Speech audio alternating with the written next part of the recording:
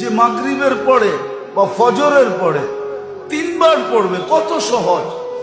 সুবহানাল্লাহিল আযীম ওয়া বিহামদিহি ওয়ালা হাওলা ওয়ালা কুওয়াতা ইল্লা বিল্লাহ 3 বার পড়বে। কোন অঙ্গের ভিতরে তার স্টপ হবে না, কোন অঙ্গ স্টপ হবে না, থামবে না, কোন অঙ্গ না। স্ট্রোক হয় না, আসলে স্ট্রোক হয় না, আসলে স্ট্রোক হয়, থাইমা যায়। হার্ট আগের মতো চলে না, থাইমা গেছে, হবে না। গ্যারান্টি, প্যারালাইসিস হবে না। সাহাবী রাসূল কসম খেয়ে বলছে হবে না। কে পড়ে?